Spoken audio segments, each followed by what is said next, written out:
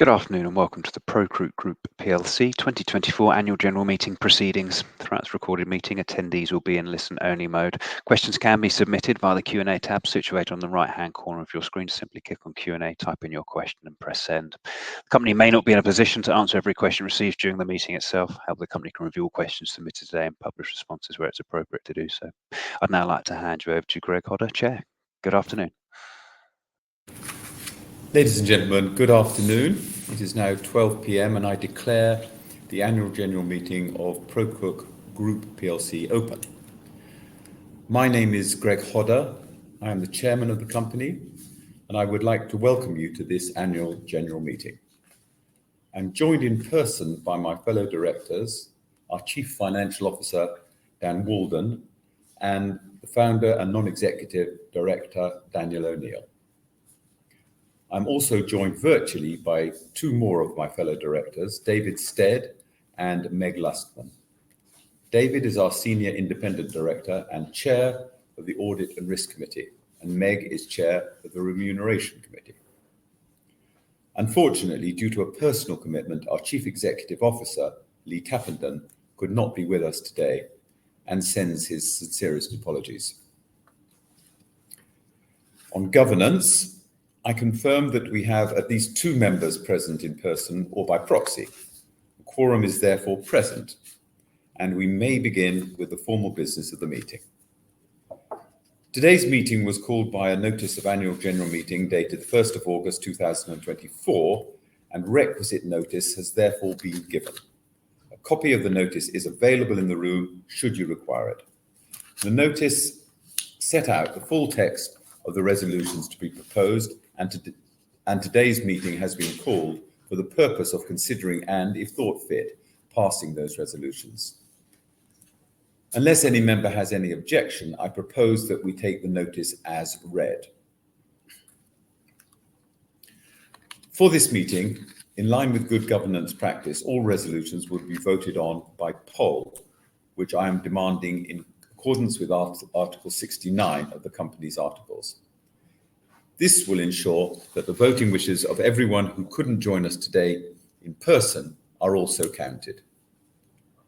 Unless there are any comments or questions to the board specifically concerning the proposed resolutions, then I suggest we proceed to the business of the meeting. At this stage, we will only take questions on the resolutions and matters relating to the business of the meeting. Do we have any questions on the resolutions being put to the meeting today? I should also note that I'm holding proxy votes in favour of each resolution in excess of 99.85% of the votes cast. Resolutions. I will now move on to the business of the meeting. Resolutions 1 to 12 are proposed as ordinary resolutions, and resolutions 13 to 16 are proposed as special resolutions. For each ordinary resolution to be passed, more than 50% of the votes cast must be in favour. For each special resolution to be passed, at least 3/4 of the votes cast must be in favour. Additionally, in accordance with the listing rules, each of resolutions 5 and 7, which relate to the election of the independent non-executive directors, must receive a majority vote in favour from the independent shareholders of the company. That is, excluding the votes of the controlling shareholders. The directors consider that all the resolutions set out in the notice of meeting are in the best interests of the company and shareholders as a whole, and therefore recommend that shareholders vote in favour of all resolutions, as the directors have done or will do in respect of their beneficial holdings.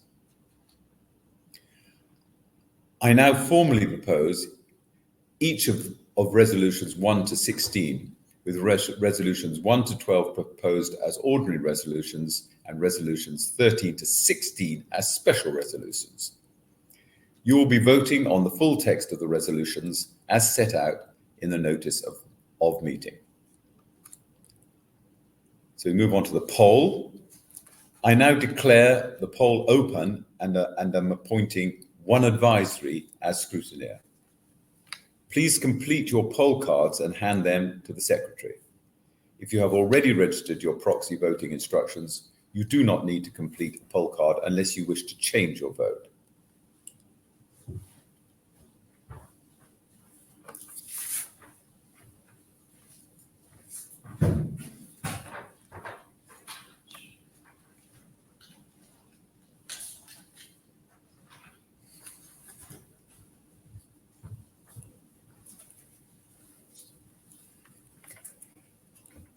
So I now declare the poll closed. The result of the poll will be announced via RNS as soon as practicable after the meeting. So this concludes the formal business of the meeting, and I hereby declare the formal business of the annual general meeting closed. I will now hand back to the Investor Meet company host to assist us with any questions from shareholders. Many thanks indeed. As stated, ladies and gentlemen, do please continue to submit your questions just using the Q&A tab situated in the right-hand corner of the screen. We'll just take a few moments to keep that open for your questions to come through. And if there's any questions that the team can address, they will do so. Greg, if you could just please click on that Q&A tab where appropriate to do so. And if there's questions come through that are appropriate, please do read them out and we'll pick up from you at the end. Thank you, Paul. Yes, so we've received a question here from one of our online attendees. A question about the employee share plan resolution, and the question being why are the directors being given the power to reduce the exercise price? So the rationale for this, as set out in the notice, is that the intention of the relevant scheme, which is the all-colleague IPO scheme that was issued at the time of the IPO and was funded by the issue into the Employee Benefits Trust by the founders, was to create individual colleague shareholders within the business. We've subsequently, the scheme was set up with specific exercise prices, and as the share price has moved, the committee requests to reserve the right to amend those share prices such that the original intention of the scheme, as set up by the founders, can be honoured, such that employees who have committed, in some events, many years of service can become shareholders. This doesn't mean that we have committed to amend the exercise price, but the committee has requested the ability to do so in the event that such an outcome would be that the colleagues would not receive any shares under that award. So the intention is to do the right thing, if possible, by our colleagues and with the original intention of the plan. And that's the purpose of the resolution. I hope that answers your question. Any other questions there? Thank you. No further questions that we have received so far, Greg. We'll just pause for a moment and give another few seconds to wait for anything further.